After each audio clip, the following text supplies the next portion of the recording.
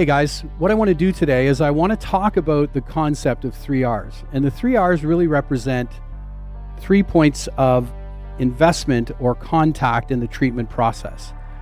R1 is essentially resetting the tissue. And as manual therapists, we have this incredible ability to affect changes in tissue through our hands, through tools and cups, and I'll very quickly demonstrate that. The second piece of that puzzle is the idea that we can reinforce change. Anytime we do really good therapy, I think if we don't do something to reinforce what we've done, and then by virtue of the third R, reload or rewire, we miss an opportunity. So I always look at these as very complementary concepts when we talk about, again, resetting, reinforcing, and reloading the system. So my reset in the case of knee application, it could just be a matter of me doing some simple manual therapy to affect change in those tissues, to affect the slide and glide mechanics of those tissues, to invest again in a nervous system that's craving information. I can use cupping if I wish, and I can simply apply a cup to those tissues. And all of these strategies are really aimed at, again, affecting changes in that underlying architecture, and again, by virtue of that connection, affecting things at a cognitive level. I can use a tool as a strategy, again, to reset tissue. And again, I could just use a rock blade to simply drag through those tissues. And again, we can look at using tools and our hands as an opportunity to reset some of those tissues.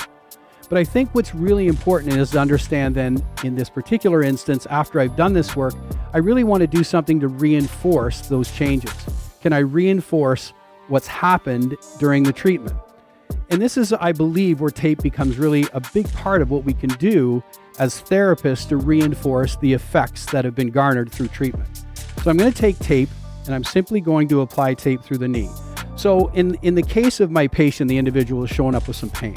So I've treated them. I've done what I needed to do. And in my practice, I use acupuncture, I use manual therapy, I use cups, all of it. But now what I want to do is, again, give them a takeaway, reinforce the change. So I'm going to take some tape and I'm going to form a basket around the knee. So this is kind of a classic knee taping strategy. And in doing so, I'm simply going to cut 2 pieces of tape. And again, in accordance with what we talked about, when we talk about the rules around taping, we're going to make sure that we round the corners, the skin is clean and dry, and we apply tape in a way where the stretch is limited. We don't need to overstretch the tape to amplify the effect of taping. So all I'm going to do with the tape is create what we describe as a basket. And I'm going to basket the knee and give enough feedback to the knee so that I can improve motor control and potentially, again, assign a movement strategy as a complement to my therapy. So I'm going to take the tape and basket the knee. And just as we discussed when we talked about decompressing, we're going to decompress just below the knee. And again, this is a classic application for us, a pain management application. Around the corners of the tape, as I do with all of the applications. Taking a decompression strip just below the cap. Now I have the ability, having reinforced some of the changes, I've now got some investment, a long-term investment in those changes by applying tape.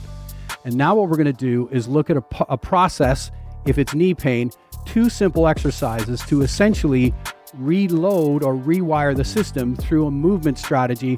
Again, I now have a window of opportunity with which to work.